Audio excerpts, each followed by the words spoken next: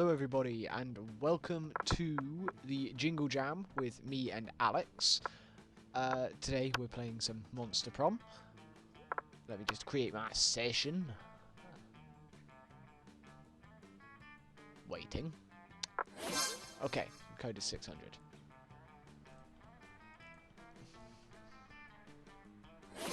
Here we are. Ready. Oh no, I can't unready. Oh. Right, we're doing second term, aren't we? Because second term was the one full game. We can only do one full game because we did kind of start this late because we're having some fucking technical difficulties. Okay, sure. Anyway. Spooky... Oh, I forgot to load up the chat. Do you want to load up the chat? Okay, I will then.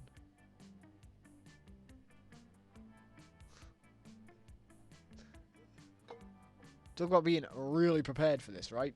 I'm surprised you haven't set up the chat so you can see on your screen. I don't do that. Why? Because I don't. Gets in the way. Okay, there we go. Love it. Okay, I won't do that again. Okay. Spooky High, the sweetest years of our lives. Back then, we were young and unafraid. Sometimes reckless, sometimes brilliant, sometimes just stupid, but always willing to live life to the fullest. We were on a wild journey to discover who we really were. Who are you? You already know who I always be. I'm always be. The blue lady. It's they. Let's go. That's you. Alex and his mud. Is your mouse just occasionally not showing up?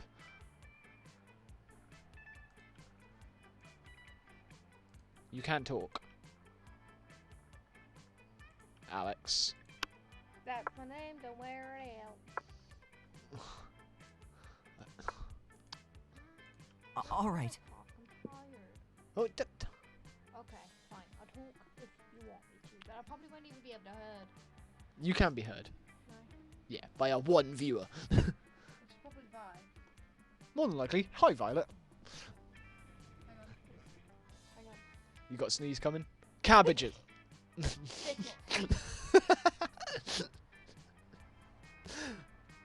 Okay, continuing on. And we had yet to experience its ultimate challenge, the Monster Prom. Dun, dun, dun. I remember it clearly. 3 weeks were left, and as we fantasized about our dream prom dates, we were all scrambling to catch the attention of one of our 8 most charismatic classmates. Scott Howell, Aaron Hansen, 21. A werewolf athlete who compensated for his rather small brain with a stupidly huge heart. Miranda Vanderbilt, 19. A sweet mermaid princess who was as cute as she was genocidal. Polly Geist, possibly 22. A party ghost with an insatiable hunger for all the wrong things, like dick. Yep, that's how we're starting this one off. This is not a below 18 stream. Damien LeVay, 21. A fearless demon with a taste for destruction and a love of fire. That's my boy. Father, help! Liam de Lioncourt, 400 and something.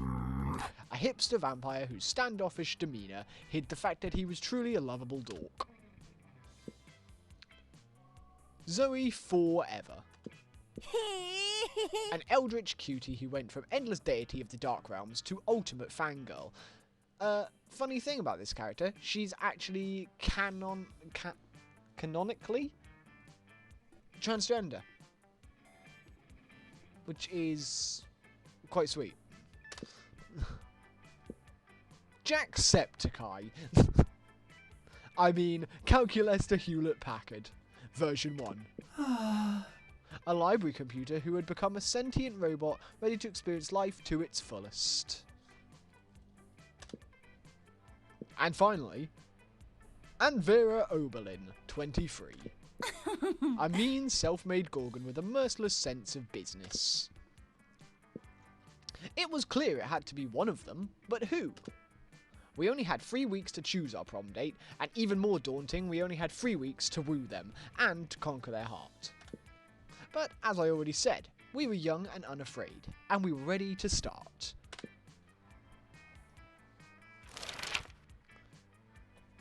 Okay, so it's the stupidest pop. Oh no, I keep pronouncing stupidest wrong. Are you gonna join in? Okay.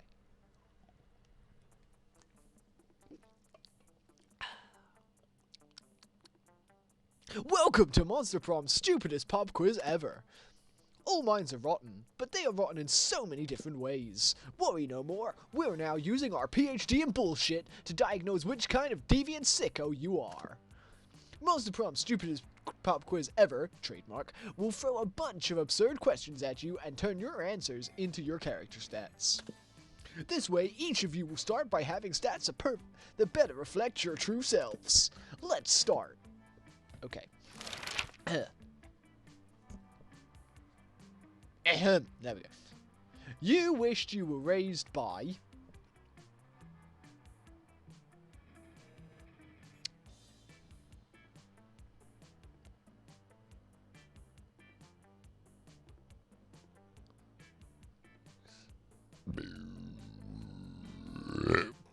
Pardon me. Go for a world record on stream. A pack of wild wolves, that'd be cool. If you need to read any of these, pause and have a look.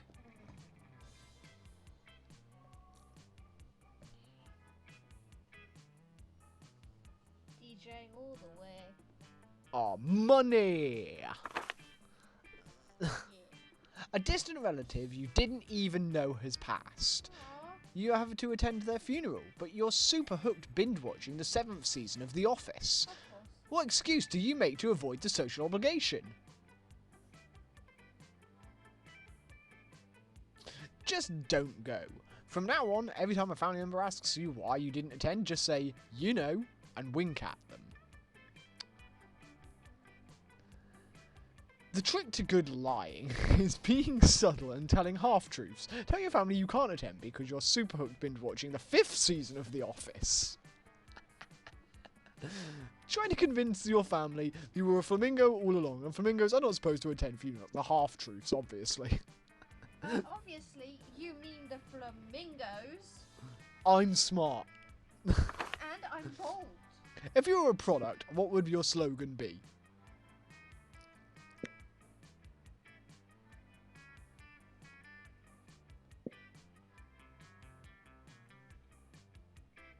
Too expensive for you. Bye fans. 4 fans, sorry. Bye fans. Oh, it looks like you're going with Zoe this time around. Of course, bitch. What would be a killer accessory?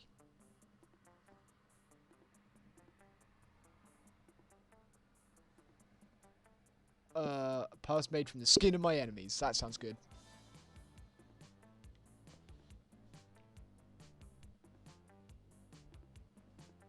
Logitech. Best gaming speakers. Oh. Okay, so yours is between Jacksepticeye and Zoe. I've literally just got Vera. And I don't know how to impress her. I know she just likes money and being smart. I've just got to be rich by the end of the game. I want snacks. Well, we don't have snacks. We got pizza. Got snacks. Oh, hey Brad, welcome. Yeah, it's the last. Let's go. Well, it's the last hour of today's Jingle Jam, and obviously we wanted to try and get a stream in, like. We wanted to try and get a stream in, essentially. So, we did. And apparently, I've disconnected from my own game.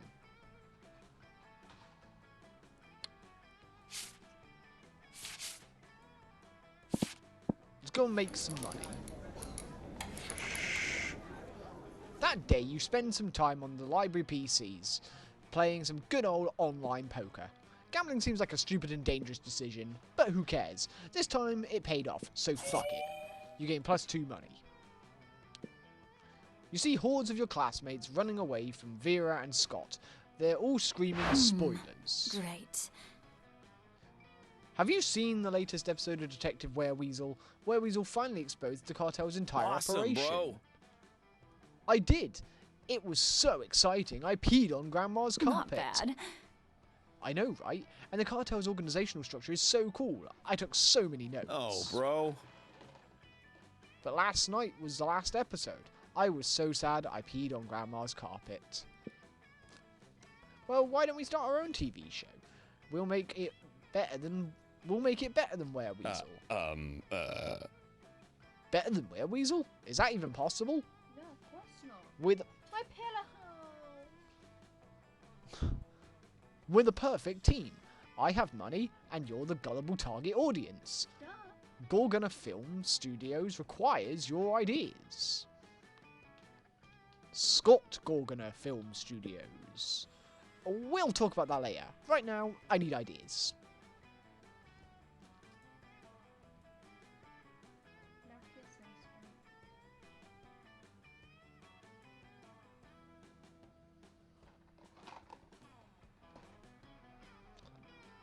one.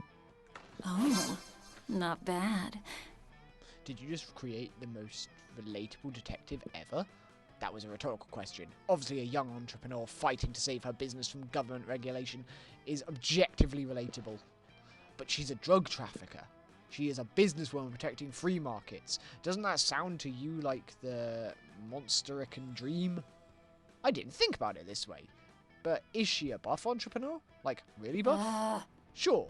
Why not? Hooray! Hooray! All my objections have suddenly disappeared. Vera puts you and Scott to work stuffing pockets of promotional cocaine to publicise the show. You gain +3 money as a payment. All Your right. turn, Alex.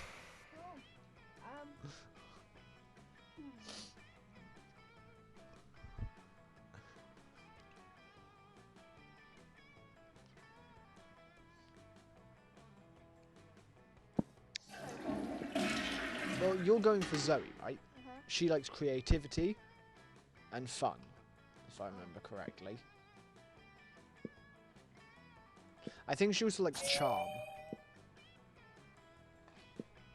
Right, hold on. You catch the tail end of a classic Zoe/Calculester exchange. Oh, okay. But student X teacher fic is super overdone and makes me really uncomfortable because, like, the inherent balance of power. Like, could you imagine how problematic it would be if PGS hooked up with one of us? Yuck. Server error. I cannot seem to recall what Principal Giant Spider looks like anyway. Image PGS not found. Ah, the joys of new students adjusting to the rules of Spooky High. Let's get down to business! To defeat the Huns. Did you hear it, by the way? Put your fucking headphones on, then. You miss out on so much of the... They're here. They're here. You miss out on so much of the voice acting because you don't have your headphones on. There you go. You there. Killing Machine and Abyssal Terror. Okay, you can click. Still adjusting. Oh, okay.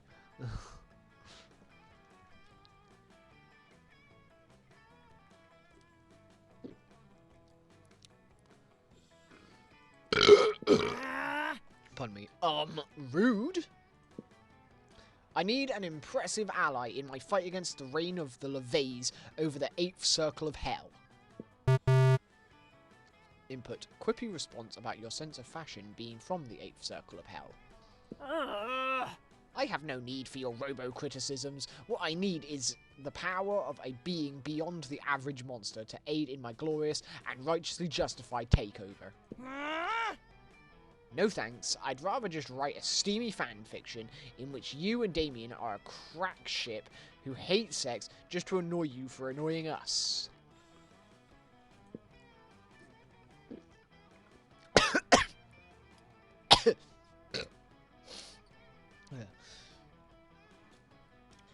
We need to act now while King and King LeVay, oh yeah, by the way, Damien's parents are gay, are distracted by throwing an admittedly adorable theme brunch. I'm not leaving without one of you with me. Holy shit, she really means it. Time to help one of your classmates out. Guess you better decide which one you don't like. School is full of tough choices.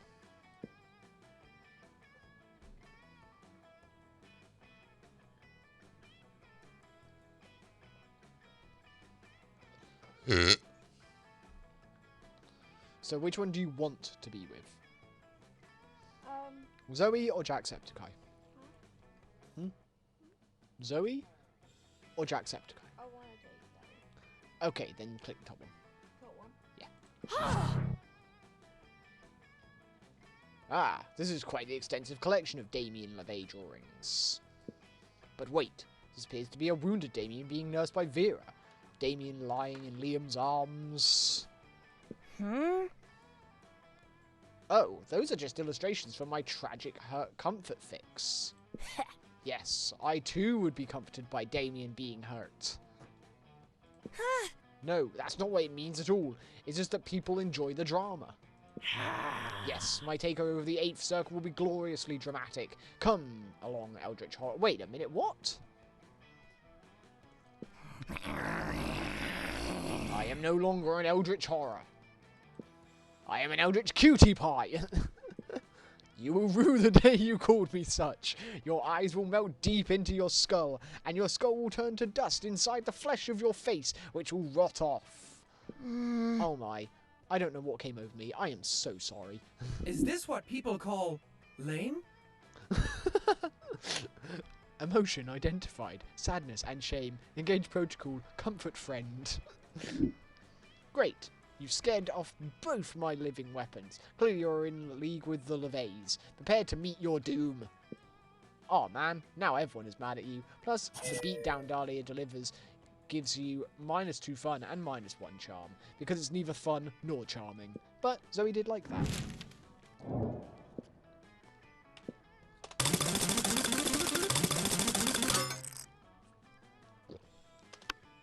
Lunch. That's what time it is now. All right.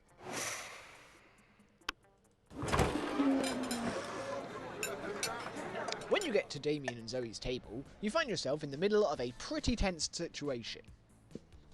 Dahlia and Damien are sitting right next to each other, chewing their lunches way too hard and furiously ignoring each other. Zoe is staring excitedly at the two of them, phone out, ready to film. OMG! Is this it? The final showdown between Stormy Blue Nightmare Dahlia and Spicy Red Baby Damien? Is today the day that Aquinos finally claimed the 8th Circle of Hell? Alright guys, I've got my phone camera ready and rolling. You can start the bloodbath whenever you're ready. Any second now.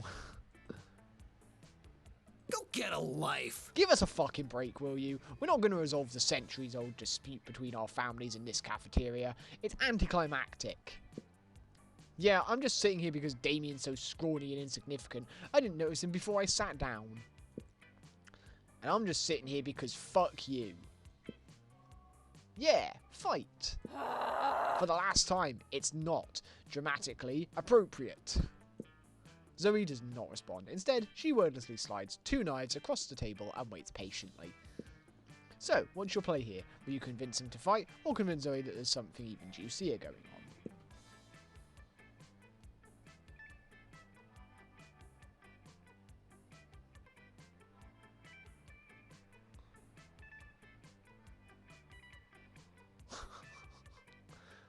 Well, you know what they say. If you're not fighting someone to the death, it's usually because you're having secret sexy feelings for them.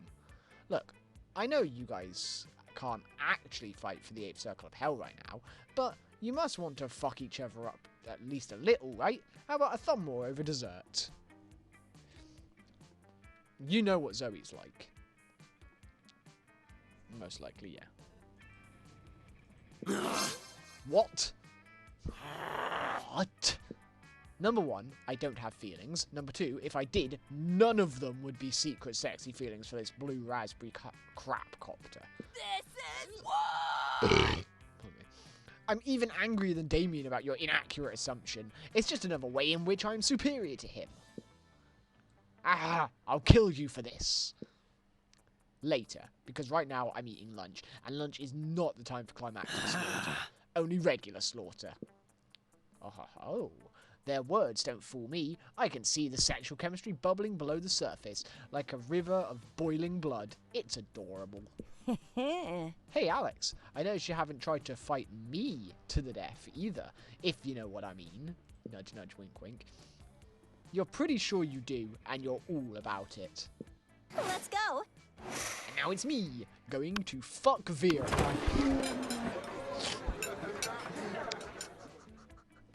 Vera's drinking her customary lunchtime scotch, because you can drink whatever the hell you want at this school, but Scott's not making it easy for her. Hey, bro.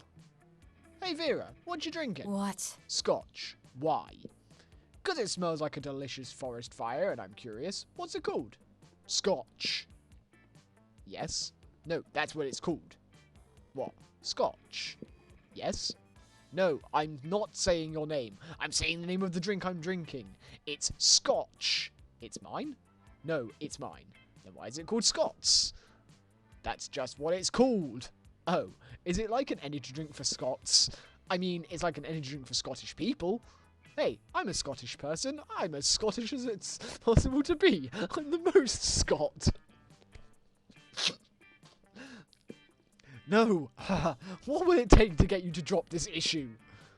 Scott's not going to drop it unless you do something. So, cut in and say...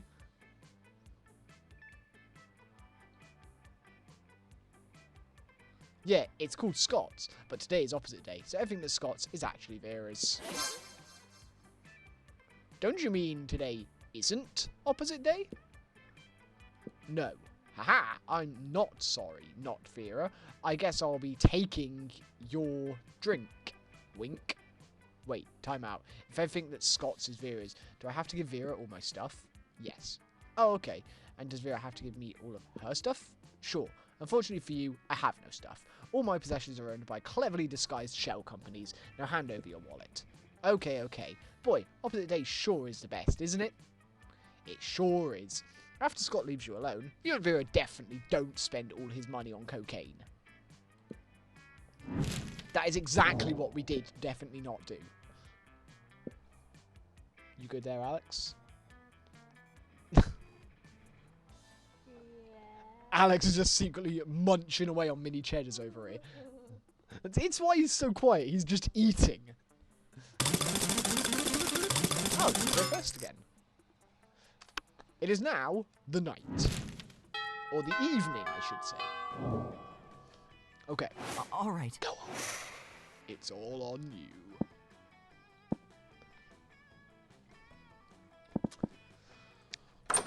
And you're buying things. Hey, last night I... Sorry. Or not.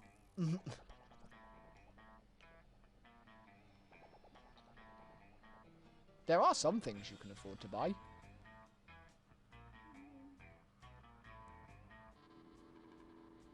A corpse. I love how you can buy a corpse. A bag of regular cocaine.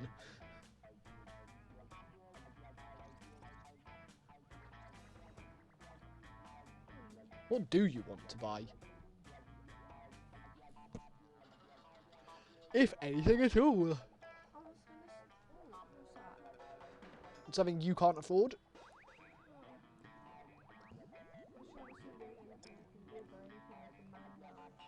Oh no, you don't actually give people any of this stuff. This is for you. Some of it increases your stats. Like this one increases your boldness. Yeah, you keep it. That one starts an event, and I'm not sure what event it starts.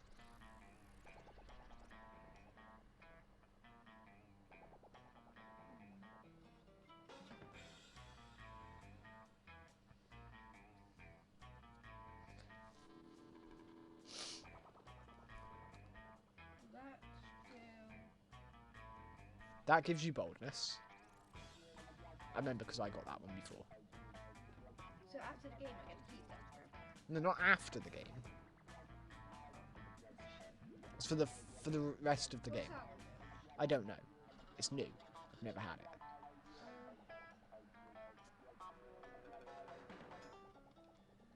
No refunds. Oh, you bought a corpse. Okay. Choke me like you love me, but you love Let's me go. low-key. Date me when you fuck me, lights off with my chains on. Okay. Can you very quickly look up the stats I actually need for Vera? No, because I'm going offline, so are you. Okay.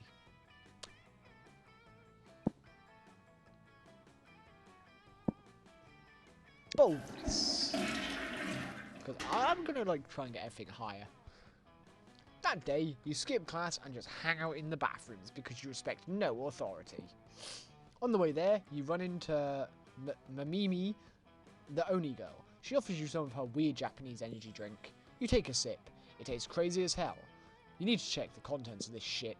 Granite seed extract, benzoic acid, 50 milligrams of caffeine, and 100 milligrams of boldness? Pardon me. Well, it wasn't bad at all. You gain +2 boldness. Thank Mamimi and proceed to the bathrooms.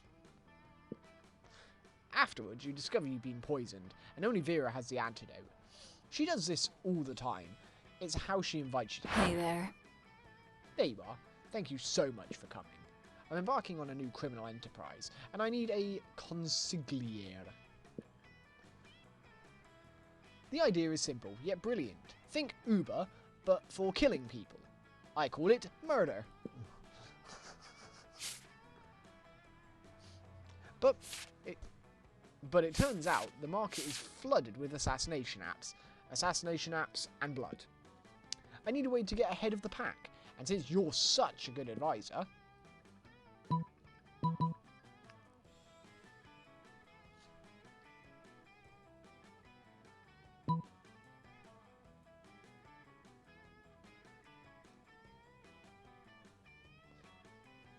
Differentiate. Oh, fuck you. Did you just say free? Ah, for fuck's sake, the word free was in it, of course. Doesn't like that word. You tried to explain that you said free range, not free. Ah, you said it again. Twice. Don't you know I'm allergic to free? If it's free, how will I make money? Oh god, I think I'm going into anaphylactic shock. Somebody, inject me with a syringe full of liquid gold.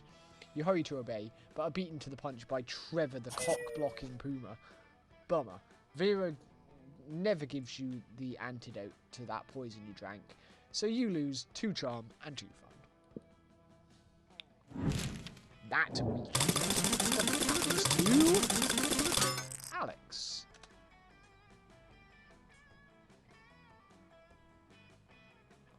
You need to tell Vera I'm the fucking bee's fucking knees. So you're not the beast. All right. No, can you let me read? You forget that you're not playing this alone. Hey Alex, you're sort of a loser sometimes, right? No, I'm not a loser. Said sometimes. Sometimes a loser, not always a loser, just sometimes. I had a hole in this. Huh? I had a hole somewhere. Yeah, it's called here, the arm. You know, you can click whenever you're ready. First you tell me after yet clicking, then you... Sure. Yeah, well, I've done reading. You hang out with other losers like Ali, right? Because Ali is a total loser, who I happen to maybe developing feelings for. I can't explain it, they are nowhere near as attractive or wealthy or ruthless as I am. And yet I find myself so inexplicably drawn to them. I think it's their eyes. It's like there's real depth there, like they're hiding some sort of secret. What do you think it is? Something wonderful or totally lame?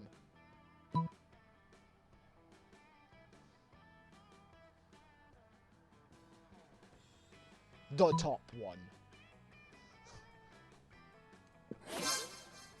The Secret? I loved that book. Any publication that puts me in a position To once again assert my superiority over others with hard work can win me over in a heartbeat. And any monster who reads that kind of book is out to get something for themselves. In this case, possibly me.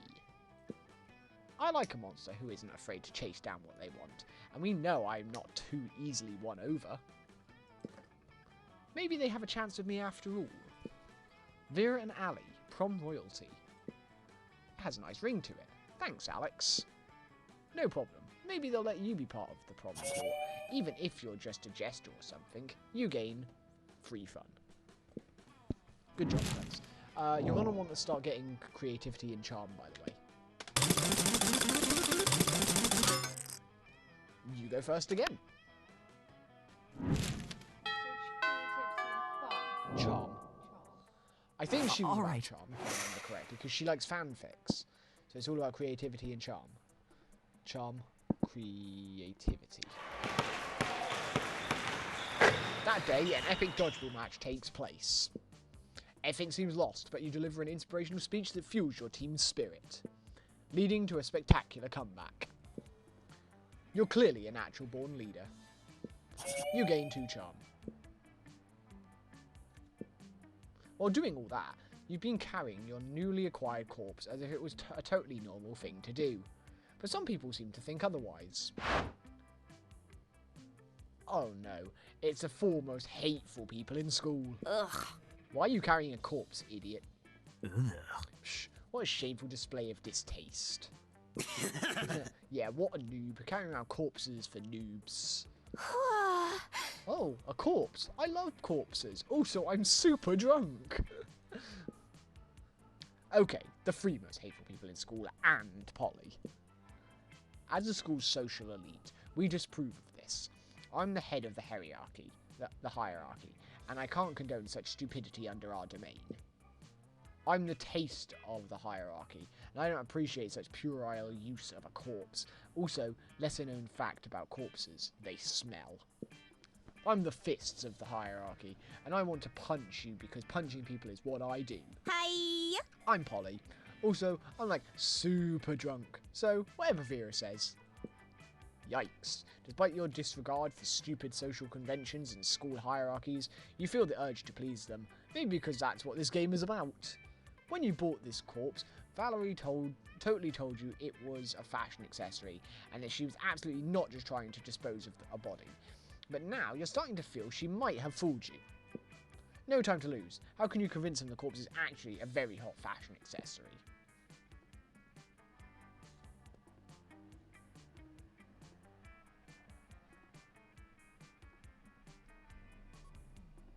I don't know with this one.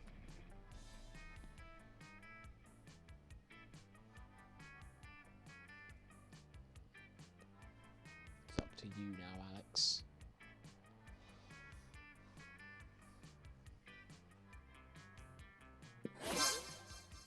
Swiftly, you gather the corpse and you place it on your head. Your classmates remain silent, looking at you. The tension is great. You do your best to look serious and fashionable. I think what Alex is trying to tell us is that this corpse is a hot fashion accessory. Yes, indeed. Most fashion accessories are worn on your head. Hats, glasses, earrings, hats. I think it's cool how he is wearing a corpse on his head, and he is still, like, really cool about it. Fuck. I'm, like, big time drunk. Like, tomorrow my hangover will have a hangover. Wait, am I tripping, or is Alex wearing a corpse on his head? I mean, I did a bunch of super shrooms earlier, so I might be tripping. You're not tripping, Polly. Well, you are tripping, but also Alex is in fact wearing a corpse on his head. And you know what? He's doing it in such a confident way, I hereby conclude that a corpse counts as a very hot fashion accessory. It would also be a pretty convenient way of disposing of the many corpses my ventures might or might not produce. I agree. Confidence is what really counts when deciding if something makes for a good accessory, even if that something is completely not hygienic or healthy. Still drunk. Pardon me. And so all of them sign the decree that establishes a corpse as an acceptable fashion accessory as high school social bureaucracy requires. Today is a bright day to have a corpse in your possession. You gain 2 charm and 1 smart. Let's go. Okay, so what do I now continue to need? I guess more boldness? Charm? No, Alex has charm. Smarts? I've got smarts. Could go for creativity, couldn't I? Let's do it. That day, while rehearsing for the class play, it's as though the muses themselves have descended to give you figurative oral sex. Your performance is tense and inspiring. It'll be remembered for generations, which is pretty rad by high school plays standards. You gain 2 creativity. You notice Vera standing in the corner, pissed. What looks like a fresh braid on the back of her head is actually 2 of her snakes fighting, poisons flying everywhere. The last one. Then eat it! Okay. Oh, I'm okay. It's just Hissy and Bob having another disagreement. It happens. This time, they can't decide whether Miranda's domain should be called a kingdom or an empire. And it's like, who cares? I'm telling you, if they weren't my hair, I would sell them to Thailand, where they eat snakes.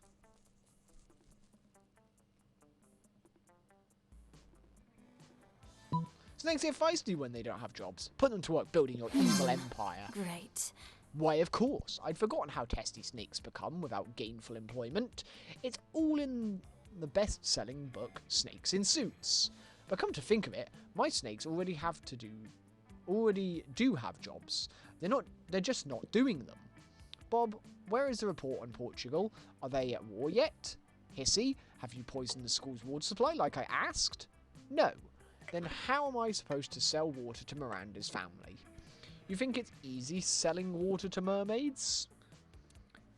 Hissy and Bob pull out cell phones and start making calls.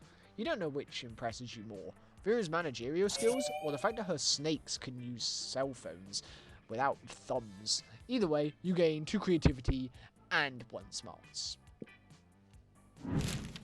Let's trade places. It's me first, finally. That took a while. Let's go. Oh good, your people are over there, my people are here.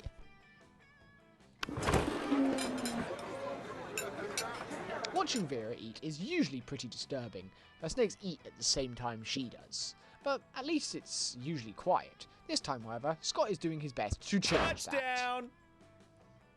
Go Lefty! Gobble that mouse!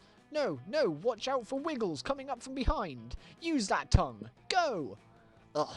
He does this every week or so. Whenever my snakes need a meal, he seems to think snake eating contests are a competitive sport. Also, I don't think he realises that an actual snake eating contest would probably involve people eating snakes. Hold on. Yeah. I tried charging him for tickets to get him to stop, but he actually pays to do this.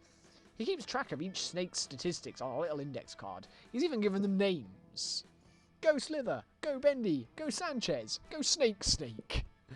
Those aren't their names. God, no matter how much he pays for the tickets, it isn't enough. This seems like a really tense situation. You resolve it in the only way you know how, by opening your mouth and yelling. Boring. This is nothing compared to earthworm eating contests. What? There's a more exciting sport than snake eating contests? You gotta tell me about this. Oh yeah, earthworm eating contests are literally crawling with suspense.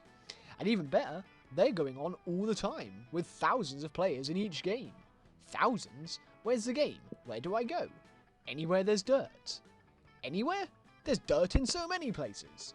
So many places aren't here. Get going. Sports that game or whatever. I will, Vera. I will. I swear, one of these days he's going to decide choking on his food is a sport and die. While you hope Scott doesn't actually die, the main thing on your mind right now is how Vera's smiling at you. Nice. All right. Your turn, Alex. Calculester is enjoying a nice, quiet lunchtime charge when Zoe interrupts his reverie with a question. Hey, Hey, Calculester. I'm making a quiz so students can figure out which spooky high vending machine they are. You're friends with the vending machines, right? I'm friends with every person, friend Zoe. But, like, are the vending machines people that you're friends with? That is a rather insulting question. Yes, vending machines are people, and yes, I am friends with them. Oh, so vending machines have feelings? Of course they have feelings. Which feelings? I do not know. I'm a terrible friend. Aw, man, don't be sad. We can figure this out together. For my quiz. But how can we talk to the vending machines about their feelings?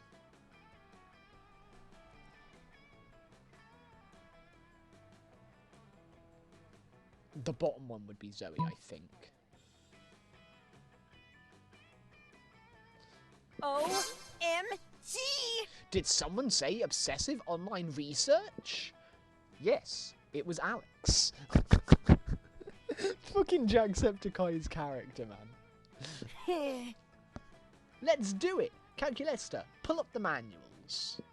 Manuals acquired. Opening section 23D, discerning your vending machine's mood. It says here, there is an analog switch on the back of each vending machine that sets its emotional state. Let's go look. Huh, looks like they're all set to crushing despair. Why are they set to crushing despair? That seems to be the factory default. Should we change it? Best not to tamper with factory defaults. Okay, hey Alex, as long as we're doing exhaustive online research, wanna go down an online encyclopedia hole with me? There's not a hole you wouldn't go down with, Zoe. You start at vending machine emotional states and end up at dark rituals specifically involving cabbage. Let's trade places. Oh, Alex is first again. Good. Evening. All right. Where are you going?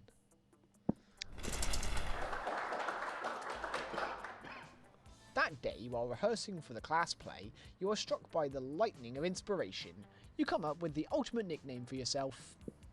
You tell everyone to call you by it, also known as one of the 7 most douchebaggish moves in the world. But the nickname is so awesome, inventive, and appropriate that people decide to go with it. Quite the feat, you gain 2 creativity.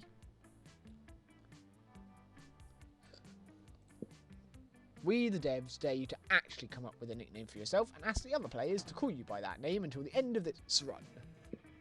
Okay, autistic mouse. After your previous adventures, now corpses are an acceptable and quite hot fashion accessory.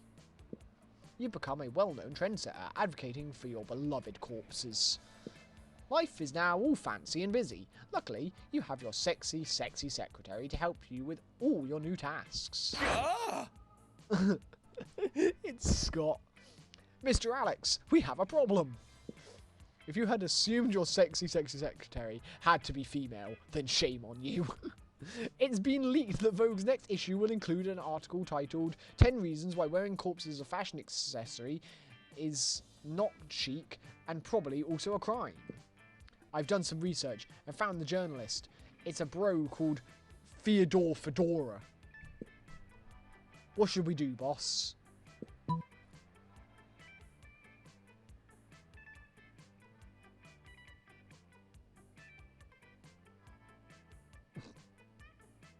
I don't know with this one. I really don't. I've never done this event before. I'm still reading them.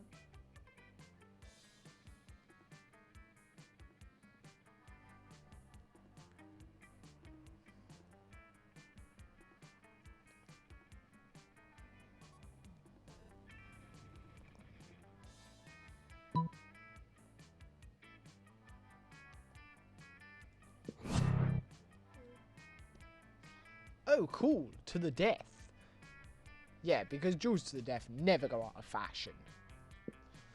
Let me choose the best outfit for your jewel, boss. You put all your journalism skills into a killer article. And you can bet it's a killer article because you win the duel and get to kill Theodore Fedora. Which you do with the actual article itself. Have you ever seen a man die of paper cuts? Not a nice thing to see. Hooray for murder, boss. Yes to murder, but for all the right reasons. Good news, your article is so good, Vogue decided to publish it instead of fedoras. Bad news, your article is an even fiercer list of reasons not to wear a corpse as a fashion accessory. Oopsies. And it's so good that soon everyone thinks you're a creep for wearing a corpse yourself. Which, to be fair, is not a nonsensical thought. Also, like any other job for young adults, the Vogue gig was so shittily paid that you actually lost money. Let's go. Okay, so maybe you should have sent his family to him.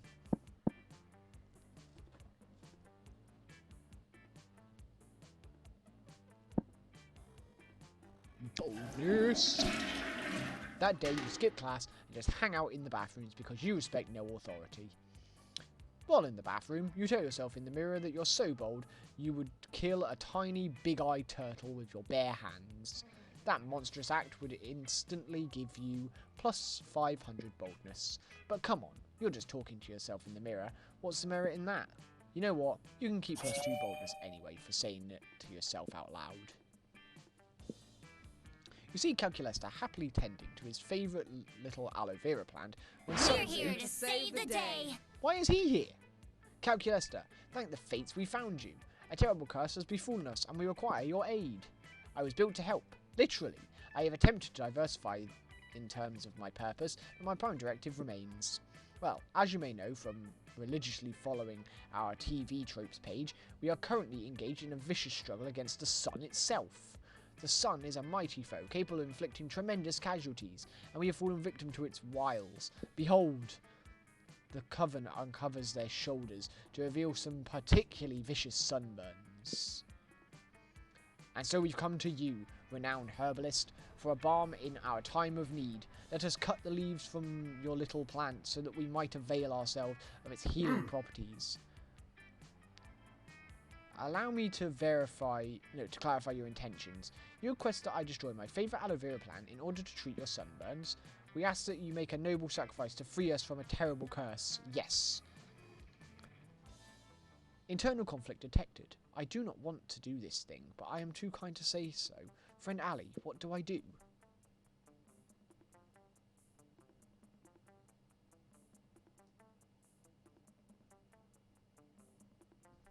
Impressive. By the goddess, is it possible? Were we the villains all along? If I respond in the affirmative, will you cease to demand the destruction of my treasured plant friend? Yes. Then yes. Oh, how we lament our debased animal ways. How can we make it up to you? Good and pure aloe vera. Shall we weave you a spell? Slay one of your enemies? I do not see how that is necessary. But we must perform a quest to absolve ourselves of guilt. There must be some task we can perform on behalf of your plant friend. I suppose you could bring me one ice cube. I water my aloe vera plant by placing an ice cube in the pot so that the water enters the soil more We slowly. must save the world. An ice cube? A fitting prize for this most noble of plants. Our only hope is that the precious ice can survive the heated machinations of the vile sun. Yes, well, good luck. The coven rush off to find ice, happy to be on a mission. Calculester turns back to his plant, happy not to be part of their mission anymore. For brokering this truce, you gain 2 charm and 1 fun. That weekend, something happens to me. It really happens to Alex. You getting tired? Yeah, luckily this is the only game Let's I'm doing go. before bed. You're out at the club having a great time when suddenly you become acutely aware of the inevitability of your own death. You think you're having an existential crisis, but it's actually just Zoe. She coalesces from a murky soup of all your darkest thoughts. It's cute. What's up, Ali? Enjoying your weekend? That's cool. That's cool. Listen, I gotta ask you something about Alex. You know, the one with the very nice butt and also probably a personality. Yeah, I know that one. Yeah, Alex with the nice butt and probably a personality. We've been hanging out for a couple of weeks, and I have to admit, there's a spark there. But, well, if I'm going to ship myself with someone, I'm not going to half-ass it, you know?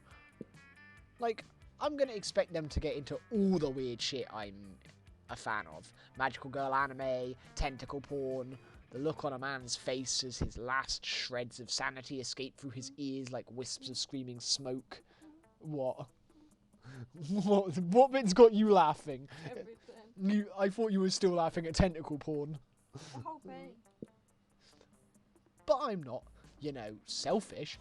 I want to get into whatever Alex is into too. I just want to know what I'm getting into as far as fandoms are concerned. I don't want to have to invest in, like, Sonic the Hedgehog Space Jam mashups or something. Don't worry, Zoe, you won't have to, because Alex doesn't like either of those things. Where is Sonic the Hedgehog? So, what's Alex a fan of? Do you know? Homestuck. Alex has a huge collection of super cool bus driver trading cards. OMG! Alex is a Bustafarian too? We'll have to compare collections. I've got all of history's greatest bus drivers. Bus driver Ephraim, bus driver Jewel, the acid rap sensation known as Bus Driver. I tried to get a card signed by our school's very own bus driver, Otto Wolfman, but his hands are permanently glued to the wheel by a mummy's curse. I wonder if Alex has a signed copy from back before Otto raided that tomb. I can't wait to ask. Thanks for the inside scoop, Ali. As a show of gratitude, please take this. It's my spiciest bus driver trading card. Zoe hands you what appears to be a photograph of a bus wearing a thong. Juicy. You gain +3 charm. Good job, Alex. You're probably going to get a date. I don't even know what the challenges are. Never done them. We're coming up to an hour, Let's actually, go. believe it or not.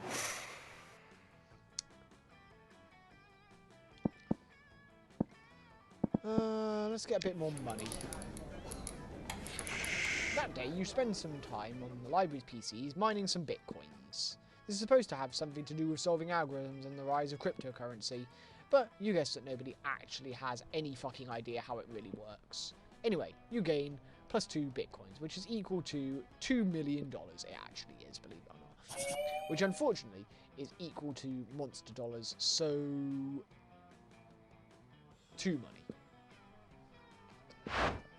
You're making your daily protection payment to Vera when suddenly... Greetings. Everyone, stop what you're doing and look at my majestic visage. The interdimensional prince, muscling in on my territory, are you? Not at all, my darling Viperess. I'm here strictly in a business capacity. Business, you say? I'm all ears, except for my snakes, which are all tongues and teeth. It's simple economics, my love. You're an aspiring crime kingpin. I'm a prince. I prosper a merger. A merger of our resources, our minds, our bodies, and our Not spirits. bad. Interesting. Oh no, Vera's getting out her calculator. If she decides this merger is financially viable, good luck asking her to prom. But how will you undermine Vera's confidence in the prince's financial status?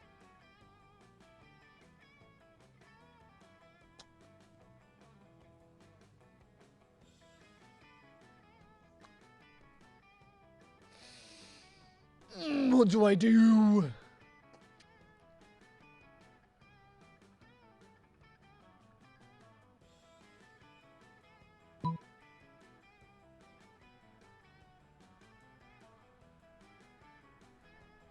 Plays all his gold with fish. Damn it. You assemble a crack team of interdimensional criminals to heist the prince's vault. Success. You arrive back at school to find the prince dancing with glee. Splendid. I'm rich. I'm rich beyond my wildest dreams. Some benevolent interloper, mysteriously replaced all my useless gold with precious fish. Are you telling me that in your dimension fish are incredibly valuable whereas gold is worthless? Why, of course. Isn't that how it is everywhere? My god, the potential for arbitrage is, you know, Great. I think this is the start of a beautiful business relationship.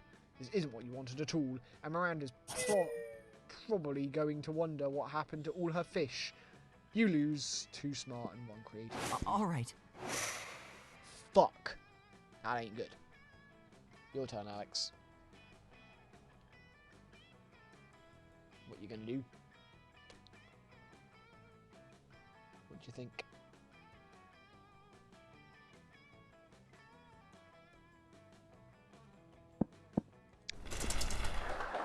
That day, while rehearsing for the class play, you aren't especially good nor inspired. For once, it seems you aren't getting the classic creativity boost from the auditorium. But afterwards, while talking to your classmates, you're having trouble conveying your point in a discussion, so you decide to convey it through music. You start singing and suddenly everyone else joins you in a kick-ass musical number. It's so amazing that the people with whom you were arguing totally get your point and change their minds once the song is over. You gain 2 creativity. Everyone's favourite Eldritch Cutie Patootie runs up to you, tentacles twitching with excitement. Alex, did you hear? TV streaming platform is rebooting Senior Regular Samurai Frogs. I'm so excited, like OMG. OMG is right. Oh miserable gods of TV. Why do you keep doing this to us? They're going to ruin SRSF for the next generation. Just like when SJWs hijacked Human Hunters and they made that all-female reboot, and now young monsters will grow up watching that and never know true happiness. TV streaming platform already ruined Skater Cats from Venus and Ghetto Dolphins. Now they're going to ruin the frogs too. I bet they're all going to be POC and women anyway. They probably won't even be frogs. I don't know what they are making. I don't know that they are making them POC and women, but even if they were, aren't there female frogs? You would say that. But aren't there? I'm so confused all the time, Leonard. Why are you like this? At that moment, a middle-aged man pops up out from behind what you now notice is a cardboard cutout of a bush, clearly planted there for eavesdropping. Well, hello there, representatives of our sweet, sweet target demographic, he says. I couldn't help but overhear you succinctly encapsulating a generic argument about reboots. We've indeed feared just such backlash from you whippersnappers. Tell me, do any... I'll wait. Are you right? Yeah, you?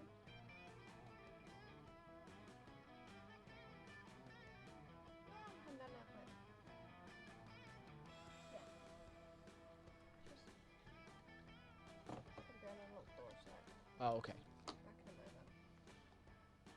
There's a man tangled. I guess we'll be pausing this for the time being, guys. Because the person who always locks everyone else out doesn't have his own fucking keys.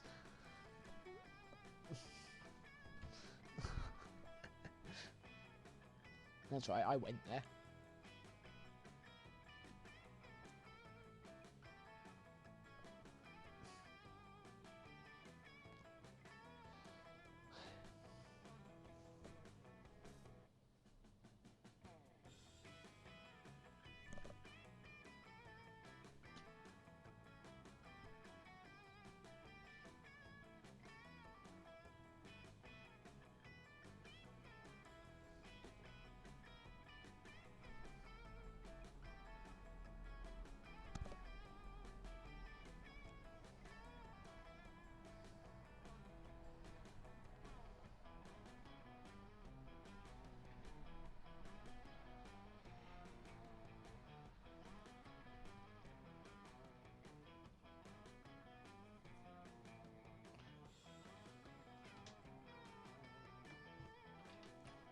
You good?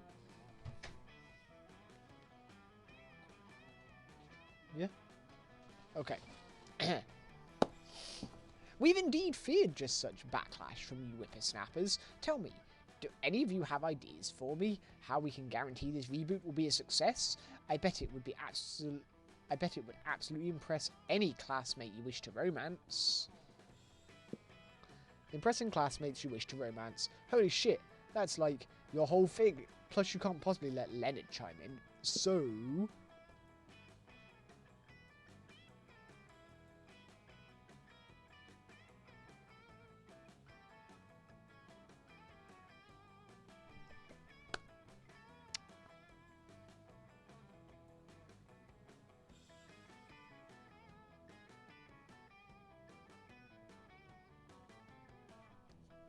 I don't know with this one. It's up to you again.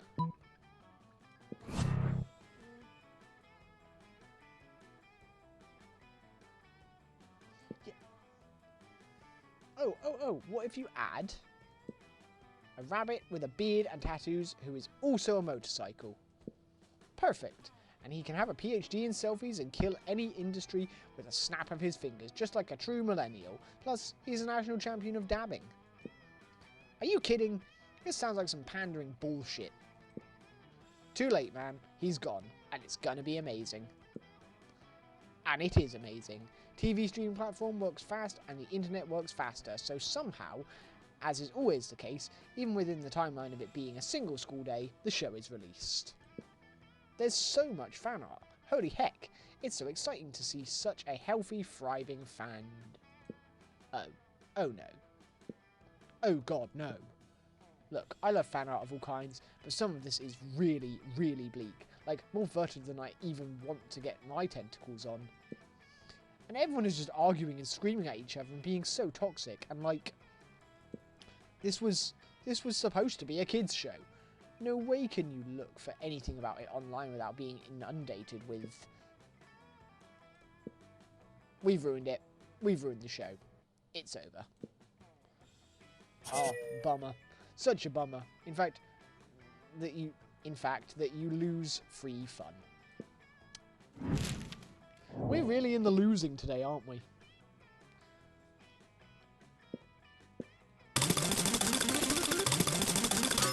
It is I. Thank you, Alex, for the meat that I will proceed to be smoking after this. Let's go. Vera, no! Why?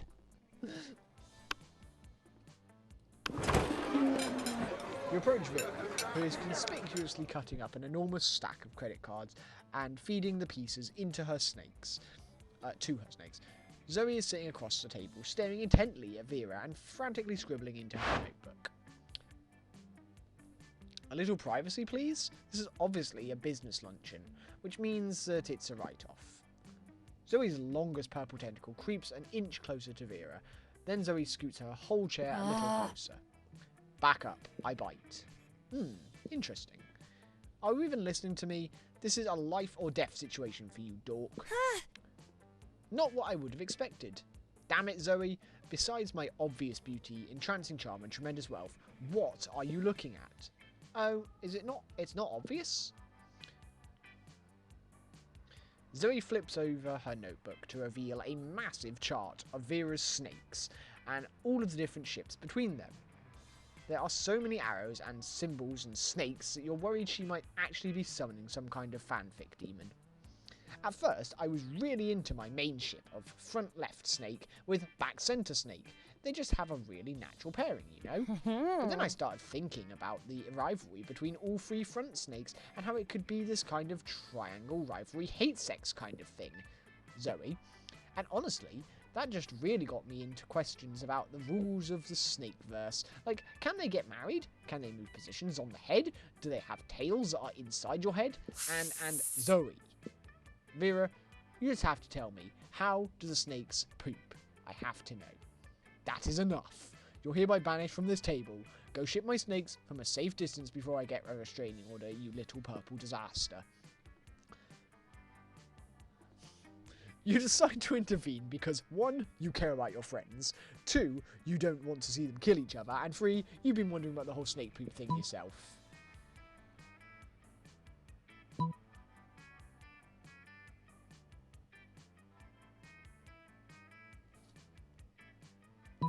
Zoe, I think I've stumbled upon the ultimate Vera's shipping chart.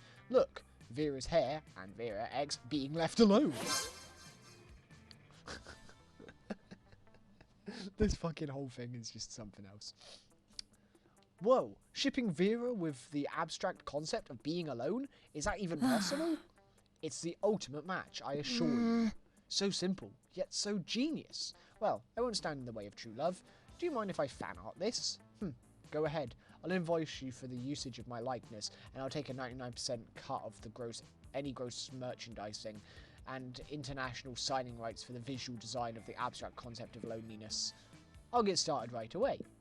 You managed to get Vera some alone time, and you And you get her another licensed property to mercilessly milk That the has cash. been quite pleasing. I suppose you're not totally useless. Keep it up, and I might decide to learn your name. All right. Your turn, Alex.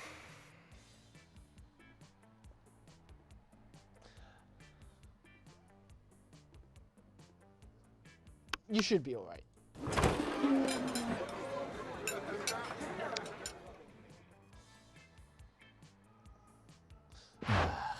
Have you found it yet? I'm trying, Liam, but finding the perfect silverware for your cafeteria food pick is an art, not a science. How hard can it be? It's just silverware. Just silverware? And I suppose the food in your food pick is just food? No, it's a metaphor for urban consumption in a post-postmodern industrialised mega society. Well, my silverware is a metaphor for silverware? Yes. Is that not enough? It's more than enough. But can we hurry it along? The lighting is perfect right now and I don't want to lose it. You're a bit of a silverware aficionado yourself. Maybe you can speed up the selection process while simultaneously demonstrating your knowledge.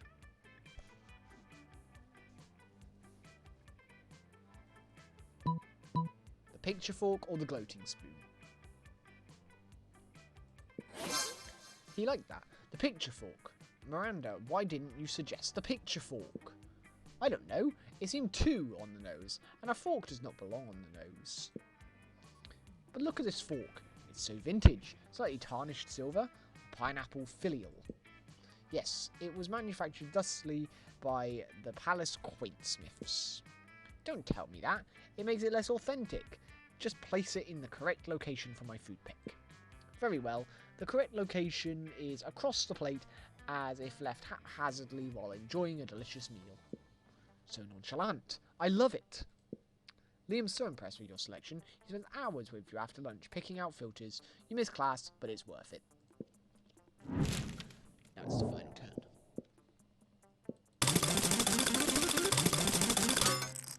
And it's me.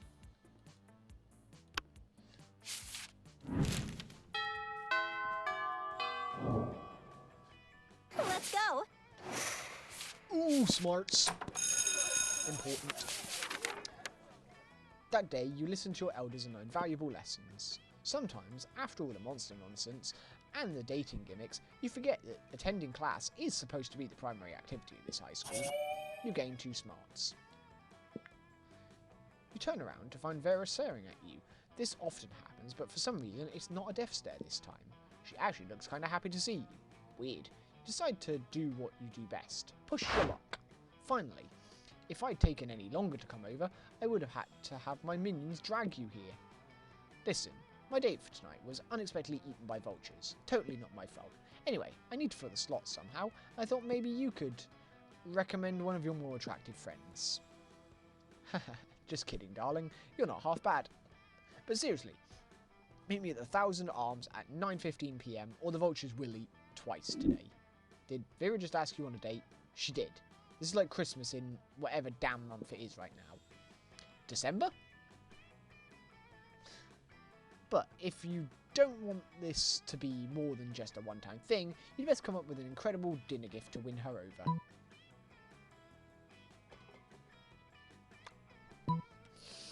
Need to look something up. I'm not doing this blind, I can't. Not when I'm so close.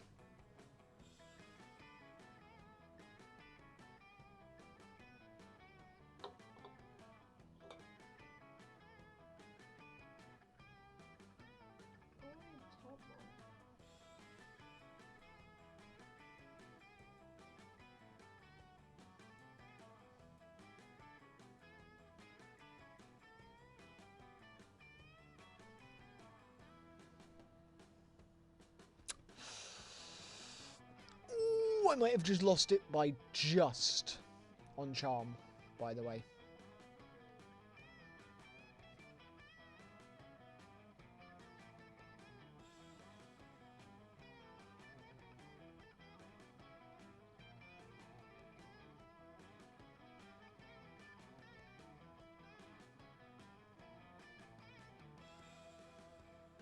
It doesn't say.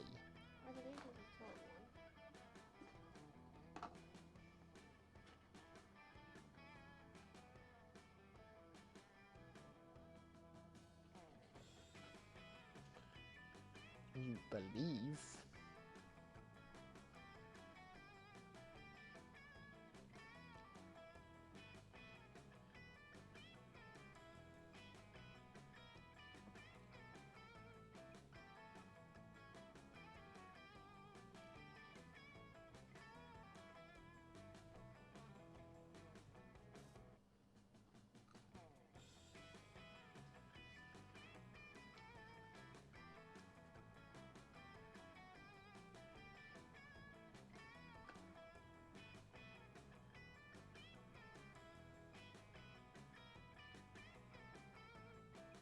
There is no answer to this.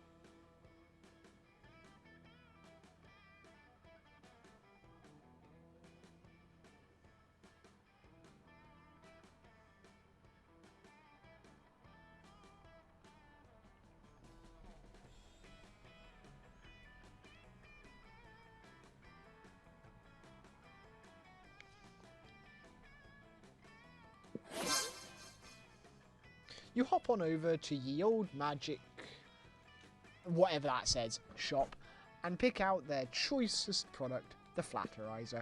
Not only does this thing pay compliments, it also GPS locates prettier people so you can have them kidnapped and executed at your convenience. You present it to Vera at dinner with a dramatic flourish. Her eyes and the eyes of all her snakes light up. Oh, you shouldn't have. Literally, you shouldn't have, because now you're an accessory to all the killings I'm going to order with this thing. She's technically right about that, but luckily she can... What did you give her? A mirror. For The one fuck's that sake. you said. But luckily, she can afford good lawyers for both of you. You gain +2 charm and +1 boldness. All right. Now it's your turn. I got a date.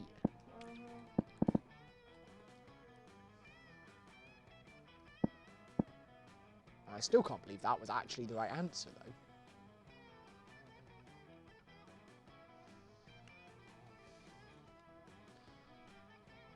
Okay. So. I don't know, get some more creativity on you, Alex. That day, while rehearsing for the class play, you totally forget your lines. It's terrible. But you don't let that get you down. You start improvising all your lines. And it's marvellous. Somehow it enhances the pathos of the play in unexpected ways. And that's saying something, since half of your improvisation is a rap battle against your inner fears. You gain 2 creativity. It seems like Zoe is practically blushing magenta as she slides up to you. So, listen, Alex. Hanging out at school and getting into wacky shenanigans is great and everything, but it's also randomly absurd and absurdly random, and I just want to have some kawaii date time. So, what if we do something super cute and adorable together, like a nice little picnic? I mean, I still want it to be personal to me, you know, so I want to have a picnic in a pocket dimension, nightmare void, that holds a special place in my heart. It's just a super cute, cozy despair realm devoid of any sense and unreachable to normal minds, so I like to hang out there and watch anime on my phone between classes. Anyway, want to meet me there in a few? I'll bring us some cute little picnic snacks. You try to think of a way to keep from losing your sanity and getting your soul fractured. See you in a few. Aw, shit, that sounds super adorable, except for the losing your mind part, but you know a good way to fix that.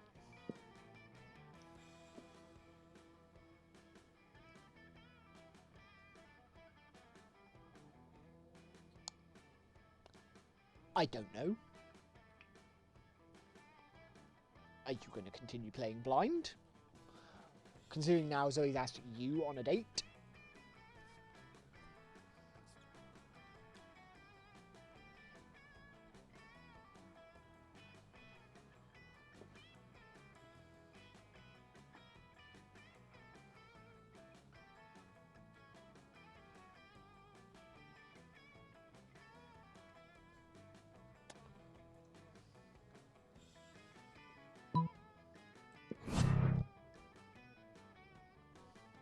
You failed. Oh well. It's the kind of tinfoil hat that's definitely Chaos Void proof, and you know this because it says Chaos Void Protection on a post-it note stuck to the hat. It can be kind of difficult to make a post-it note stick to tinfoil, so you know it's super legit. Hey, hey, hey, ready to head to the Despair Realm? You sure hope so. With that, she whisks you away to her beautiful nightmare Despair Realm. The air is filled with the hissing whispers of the lies of the cosmos, the smell of drug-induced psychosis, and somehow the taste of poverty. Normally this would drive anyone insane, but you're protected. Not by the tinfoil, but by the fact that it says Chaos Void Protection on that post-it. But oh no, the post-it falls off, revealing a different post-it that says Alien Protection. You knew that sketchy alley guy was a fraud. You should have just gone to Valerie and bought a bloody tampon or something. Anything would be better than this. Turns out Alien Protection draws Despair Realm spirits to you like a magnet, and they flood your senses with the taste of your most embarrassing childhood memories, the sound of your shame, and the sight of your mum's face. Lol, burn. You were absolutely wackadoodle nutso bonkers, which ruined your day and makes you miss your next several classes as Nurse Chupacabra. What? The good nurse, goat sucker, does manage to save your mind, but she is tragically unable to save 2 smarts and 1 charm. Well, this is where we ask our dates out. No one! Oh, there isn't an option for no one this time. Oh, there is actually. Vera. Hey there. I do wonder what happens if you take no one.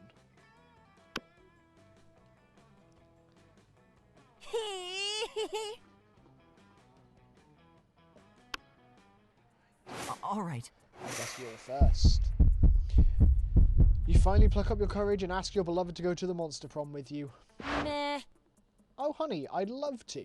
Meh. But thing is, you know, Zoe plus Alex doesn't add up to any funny or cool ship names, and everyone knows that that's the first rule of choosing a date. Spoiler alert. So not this you time, okay? suck. Can we by any chance you change your name in the future, though? What's this? A bad fic? Failing at Monster Prom broke the essential process of growing up in your life. You became fixated on it and never became a functional adult. Now you're just an old person that sits at parks and talks to strangers about the time you almost got a date to the Monster Prom. It's as weird as it is and as sad as it sounds. Let's go. I guess we're moving on to me. Am I going to get a date or no? Okay. You finally pluck up the courage to and ask your beloved to go to the monster prom with you. Prom? Together? I mean, I don't want nonsense to interfere with my skyrocketing career. But what's success if you can't enjoy yourself from time to time, right? And you're not that bad, I must admit. Okay, it's settled. You'll help me enjoy myself. Don't read too much into that. We can discuss the details later. See you there. You might be a promising investment. Prom night was great. Vera showed interest in your career goals, and then she told you about hers. The passionate way she talked about it was equal parts scary and beautiful. So you used your best trick yet. You listened and cared sincerely. When the night was over, she kissed you goodbye on the cheek. The way she looked at you afterwards petrified you a bit. And you're sure it wasn't her Gorgon powers, but the knowledge that a new adventure seemed to be waiting for you. We still only have like one ending of 47. Alex, most likely to become a lasagna. Okay. Alex, you still need to. Those 3 weeks were maybe the most epic and absurd weeks of our lives. After the Monster Prom, we kept on living our lives, falling in love, battling for friendship, and learning about who we were and who we could be. And you know what? Like it always does, life happened, and it was wonderful. Scott unexpectedly ended up in film school and partnered with Vera to co-create their very own TV show. It was bought by Netflix, since Netflix will buy anything. Even a crazy show co-created by recently graduated high schoolers.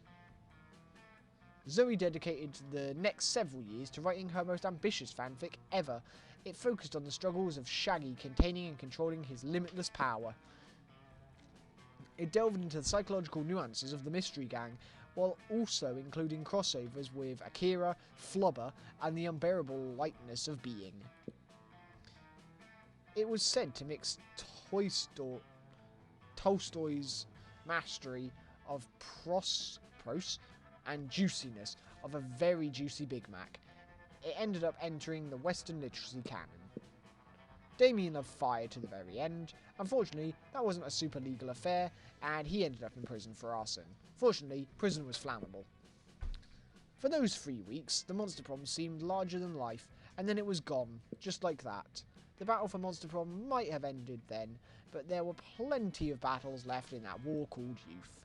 But once again, we were young and unafraid, and we were ready to start.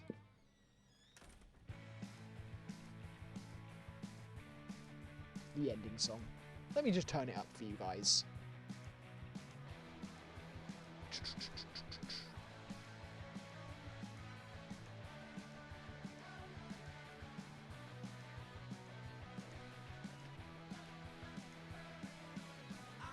Producer Jesse Cox.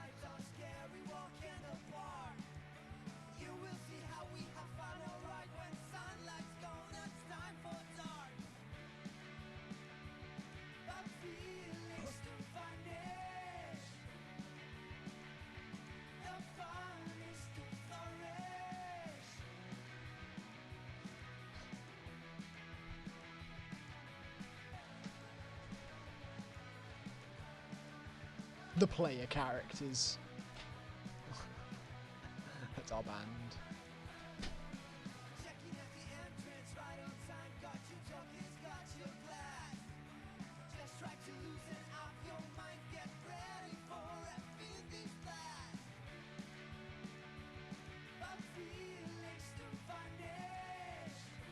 Cassie Mongolio. I don't actually know if I pronounced that correctly.